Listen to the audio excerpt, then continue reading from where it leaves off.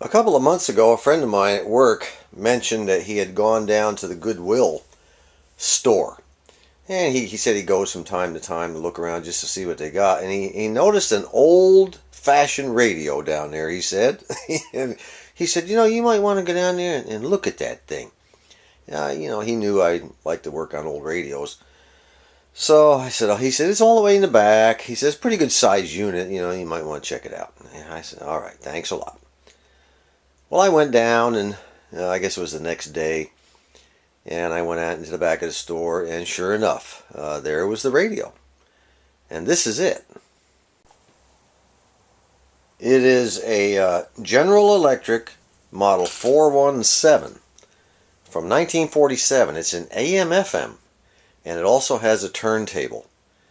And at first I got looking at it, I said, boy, we're talking about a project here. I'm not so sure I want to actually get into that, but the door was there. All the pieces were there. The door is off, but the hinges are still on it. It's just a matter of making a repair to put that back together. It kind of reminded me in a way of the Zenith we just finished. Anyway, I looked around. I said to the lady, how much you want for that thing? She said, well, $20. I said, put it on the truck. Hell, the damn tubes are worth $20, So anyway, here's what we've got. Now look at this. This is really a nice little unit. The only problem I can see with it is the gold disc is missing from this one knob. I don't know if I'm going to be able to get it anywhere. And there's a little bit of stuff missing on the back of the dial face. But I'm not going to worry about that. I'll just leave it the way it is. And we have a turntable. It's a 78 RPM turntable. And it needs some of that flocking put on there. But other than that, it's pretty slick little radio. All the push buttons on the right, they all work properly, and they don't pop out so well, but they do work, and they're all there. These are not buttons, but it's got FM1, FM2, shortwave 1, shortwave 2. It's in the treble position. It's got 3 positions, and it's got one of those flywheel tuners on it, although it's not working, or I don't even know where the needle's at. It's back there somewhere. And of course you got your volume. So this is one thing I'll be working on later on. I won't be doing a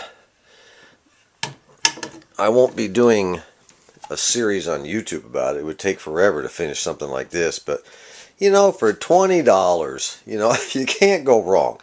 And both chassis are there. And the back is kind of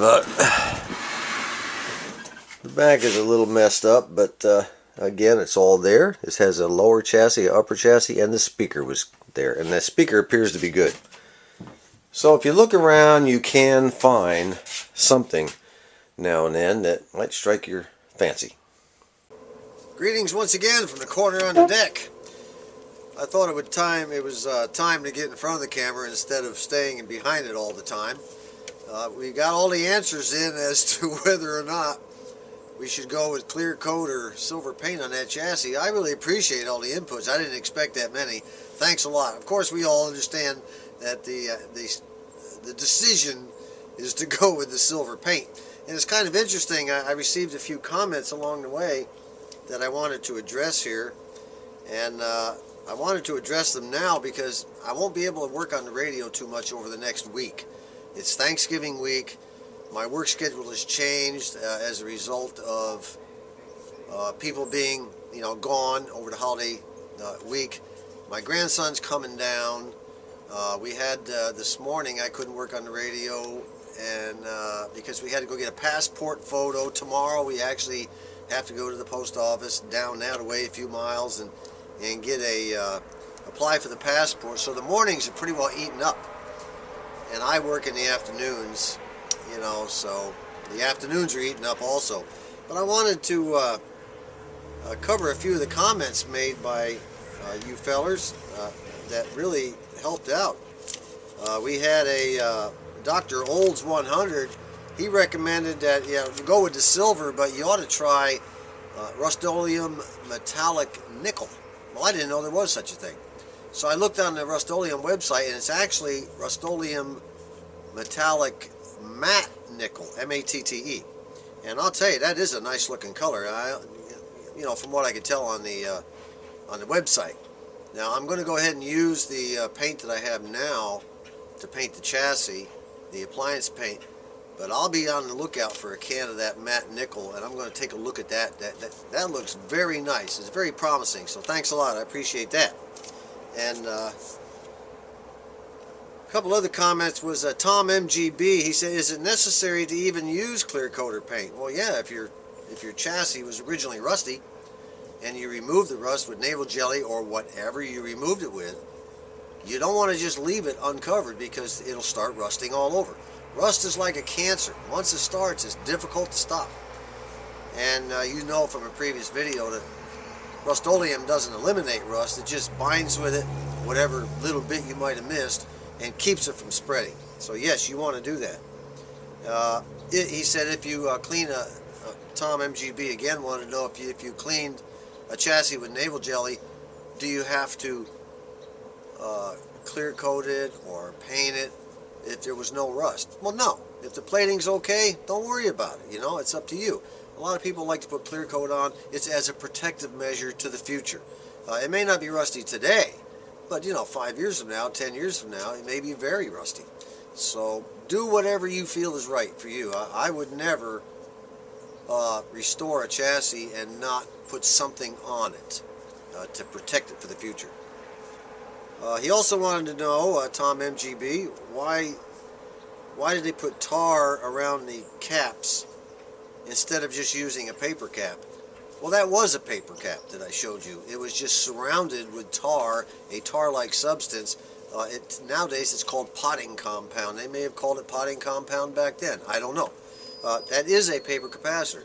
Potting compound serves a couple of functions. It keeps moisture off of it, and it also it keeps it from rattling around in that can as a result of the style that they chose to make to you know, put that capacitor in there. And it also keeps dirt off of it and prevents any shorting while inside that metal can. So it was just a thing to fix it in place is all it was. And you'll run into that potting compound a lot. Mostly it's to prevent moisture from getting down in there. P.S. Skittle 488. He said he would, you know, the way he is, he said just the way he is, if it were, you know, his radios, he would put the components in there straight with the chassis and the wires straight with the chassis. You can go ahead and put the components in straight with the chassis. Don't put the wires in straight with the chassis. Those wires and those old chassis are placed in the position that you see them. They're dressed like you see them for a reason. And if those wires, if many of those wires are moved, you will get hum and you will get sometimes squeal. I read not just the other day where a guy, he changed a ratty looking wire out in his radio chassis, and ever since then it's squeal. Squeal, squeal. He said, I don't understand it. All I did was change the wire. Well, somebody said, well, did you follow the original path of the wire?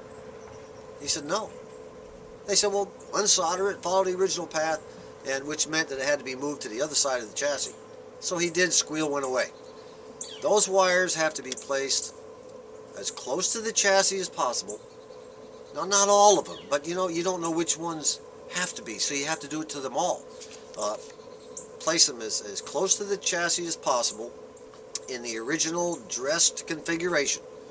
And you're supposed to make them as short as possible also. It prevents RF hum.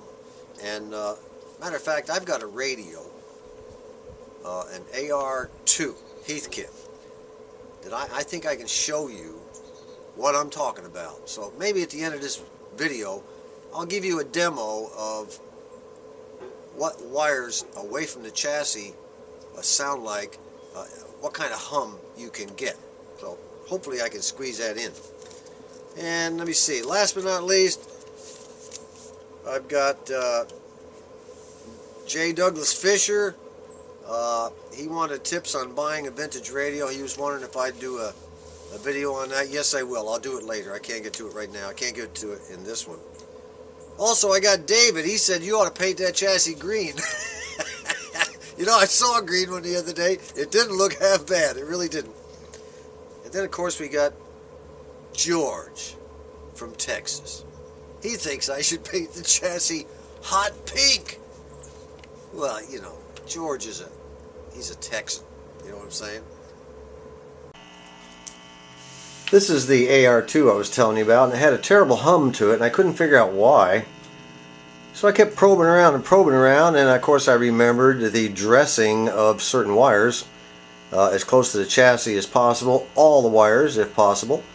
It turned out to be a bad ground, and I eventually had to wind up establishing a ground with this wire that I disconnected for the demo here. I soldered this wire onto a grounding tab on this tube, solved the whole hum problem. However, it gives me a great opportunity to show you folks exactly what happens when you dress wires up against the chassis. Now you can hear that hum. Now I'm going to go ahead and press on this wire right here up against the chassis, and you'll see what happens. Now just kind of listen to it. See how it went down? Back out. Goes down. Seeing is believing, folks. Lastly on this, I had a fella ask, if you paint the chassis and you have to have a ground, do you have to remove the paint where the ground is going to go, like the ground screw? Yes, absolutely. And to demonstrate that, I've reconnected that ground wire right there back to the ground on that tube. And listen, you don't hear any hum at all now. I've got the volume up all the way to the top. The hum is completely gone.